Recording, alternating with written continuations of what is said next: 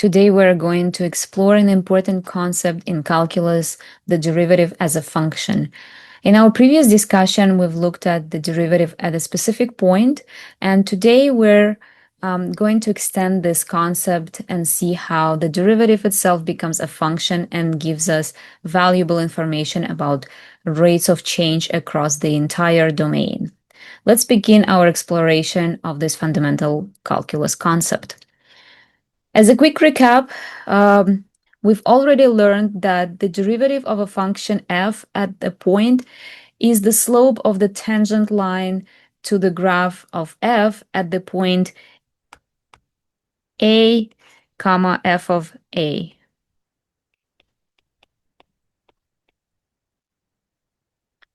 This gives us the instantaneous rate of change at a specific point.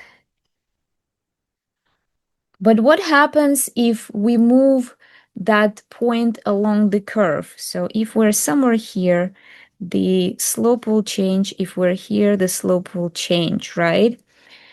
As you might expect, the tangent line also moves, and generally its slope also changes. This observation leads us to an important insight. The slope of the tangent line for a function f is itself a function, which we call the derivative of f. So we're transitioning from thinking about the derivative at a single point to thinking about the derivative as a function that works across the entire domain of our original function. Now let's familiarize this concept with a proper definition. The derivative of f is the function defined as f prime of x equals to limit as h goes to 0 of f of x plus h minus f of x over h, provided that this limit exists and x is in the domain of f. So when f prime of x exists at the point x, we say that f is differentiable at that point. And if f is differentiable at every point on the open interval, we say that f is differentiable on that interval.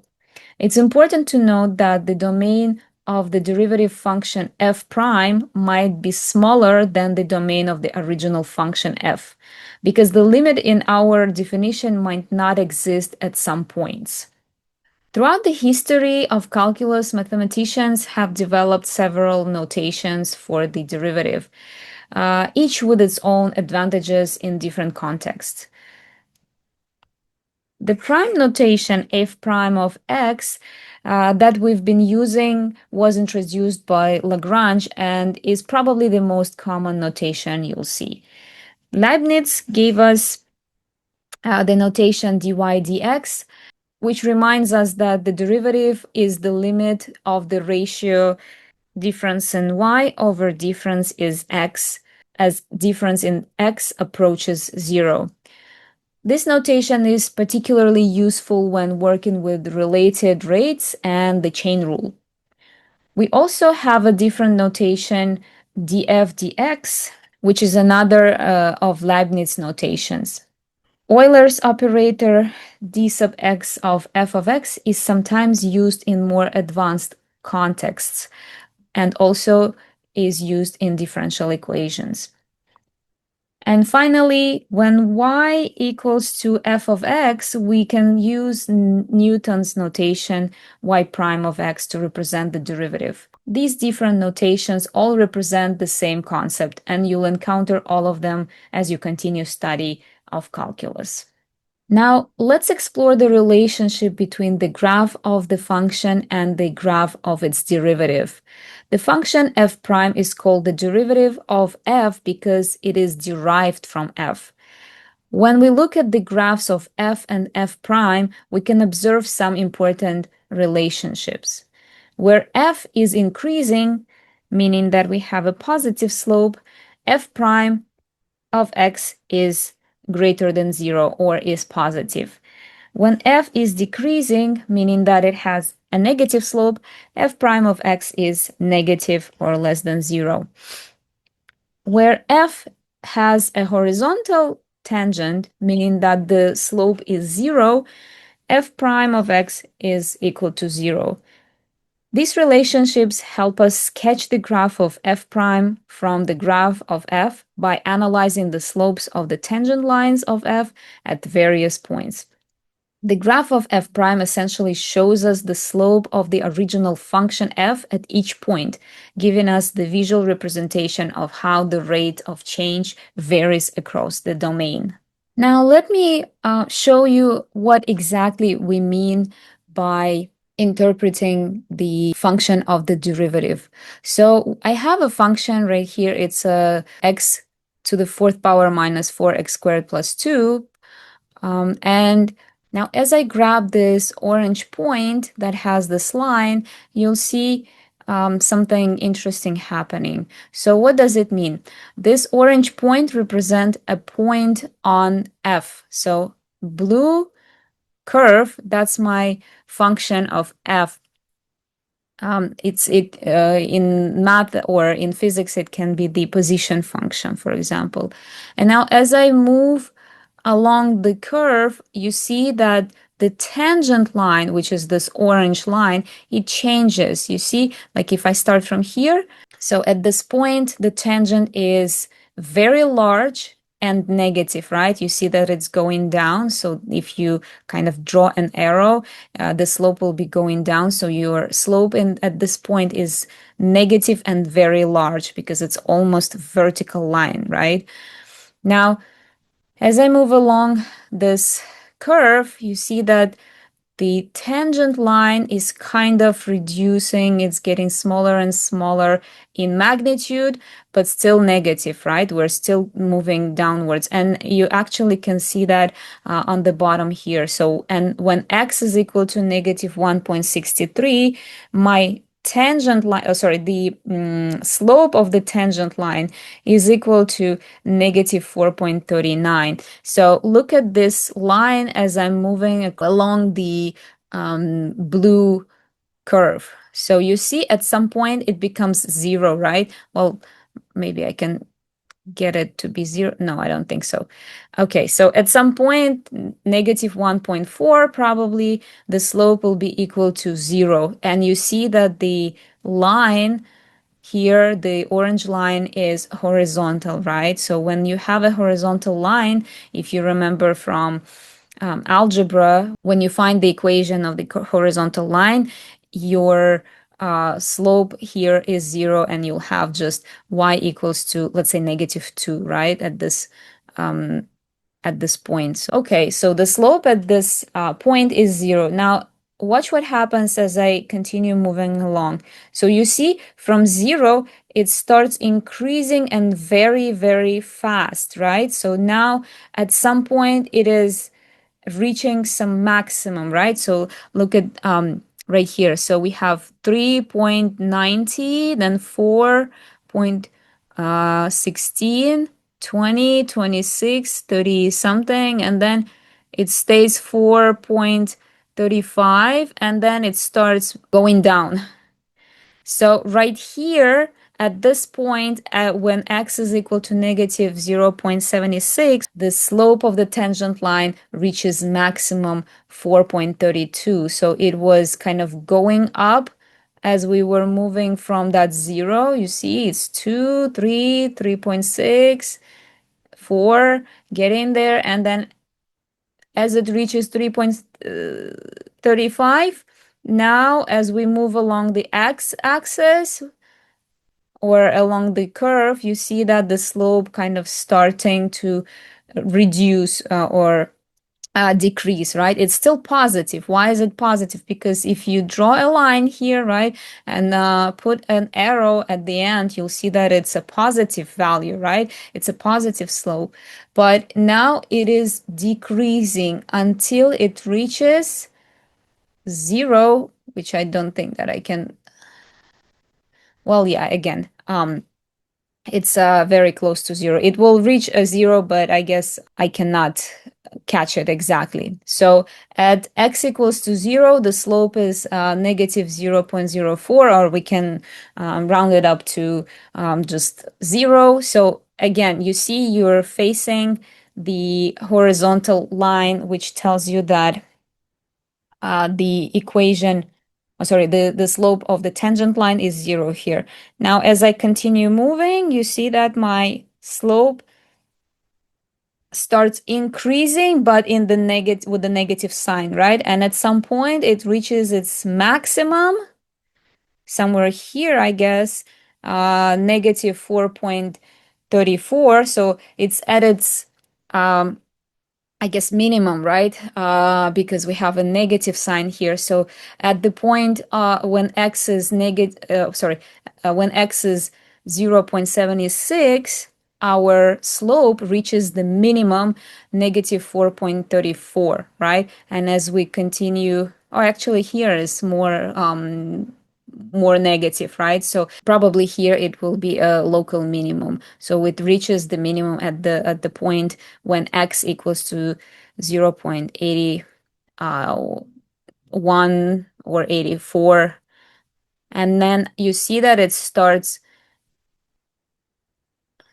reducing in the magnitude. So it becomes less negative as before until again it reaches the zero, or yeah, somewhere close to that. So I cannot catch it at exactly zero, but you get the point, right? So, and then it goes again up, and the slope is increasing very, very steeply. And you see at when x is 2.23, my slope is 26.36, and it continue increases as I move along.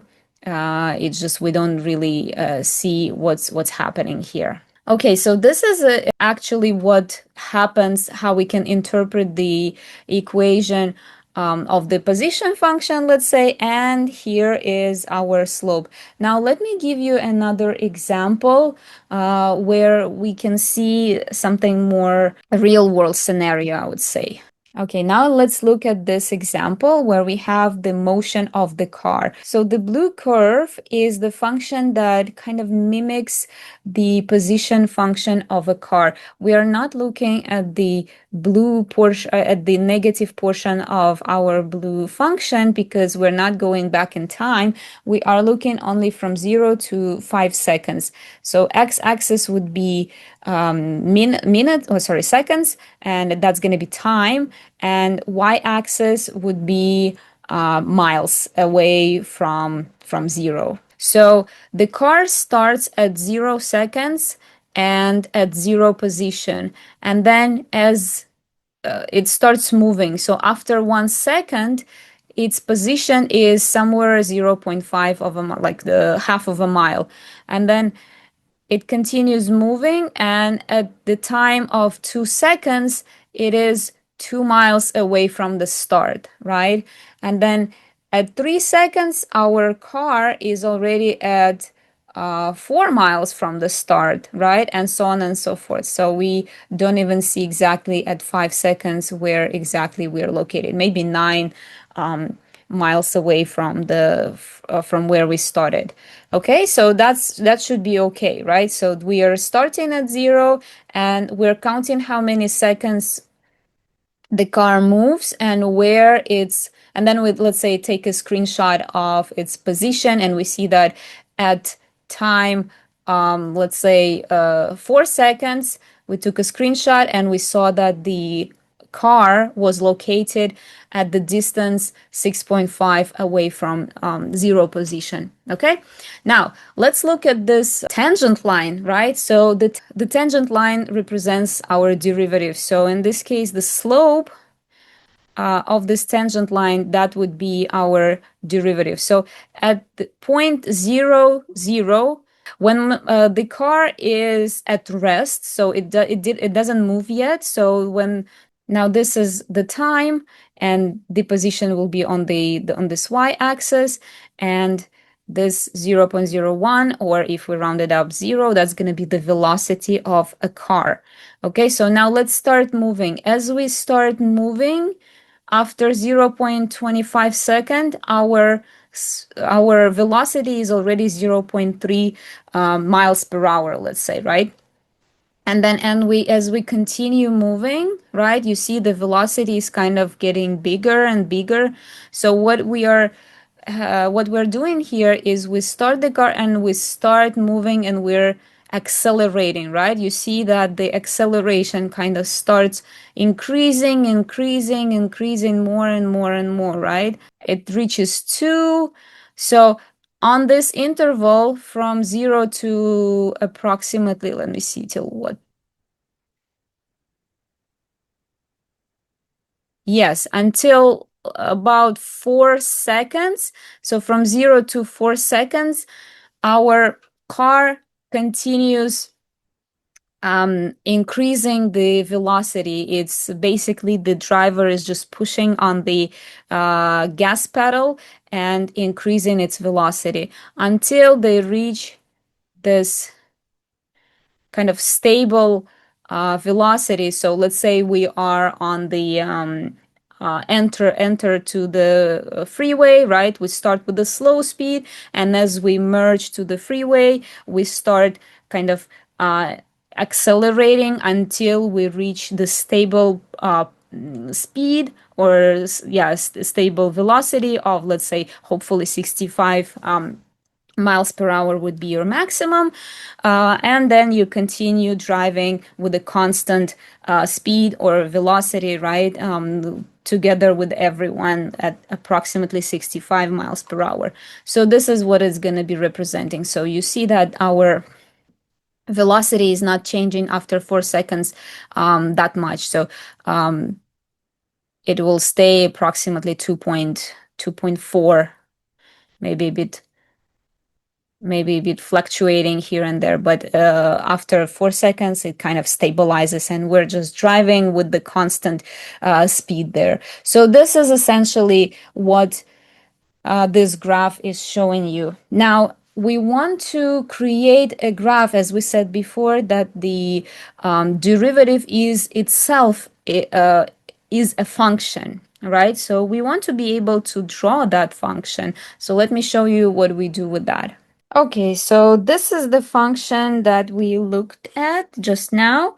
This is our car, right? It started moving, and I put the velocity here at 0 so that it doesn't interfere too much. I'll just draw whatever is needed. So okay, so at 0, 0, I will have the velocity of 0 at 0 seconds. Now, as I move along my curve at 1 second, what is the slope of this tangent line? Okay, so I'm not looking at the y values, right? So let me draw here.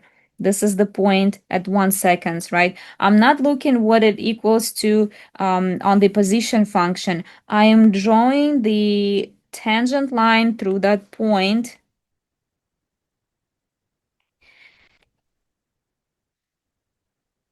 And I'm looking at what is the velocity, oh, sorry, what is the slope of this tangent line at x equals to 1. So we are not able to produce the exact value just by looking at the graph, but we don't need to. We just need to know the kind of what's happening approximately.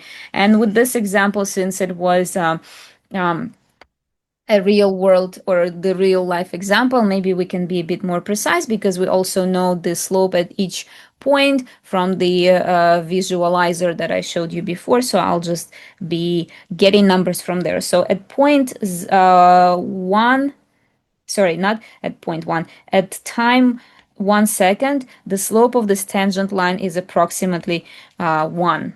So I will have a point on my graph of the velocity at 1 second. The velocity is 1, so this is the point for that.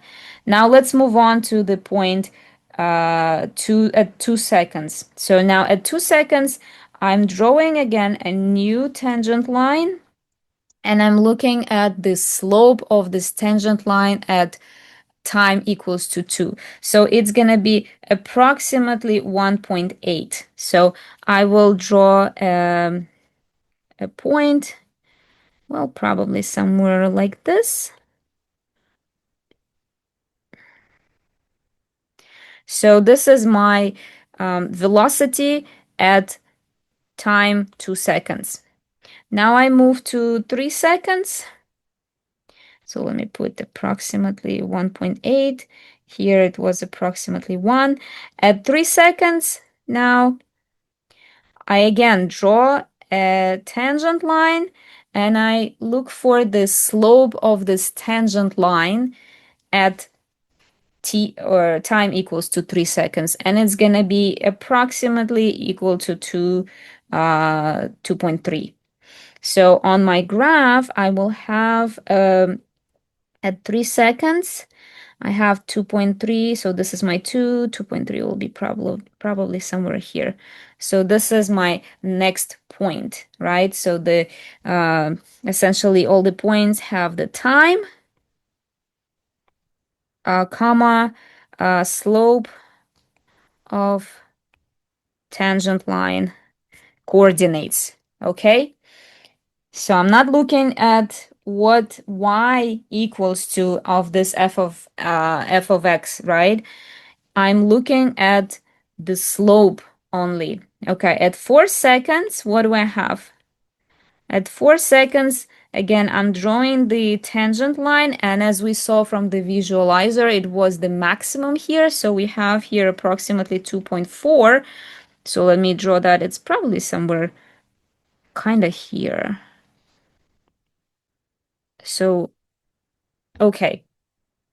And then starting from 4 seconds and continuing on to 5, 6, 7 seconds, you see that your tangent line is always kind of like this, right? So if we continue this graph, the tangent line is not changing. It's going to be kind of following, right? It's going to be the same at 5 seconds, 6 seconds.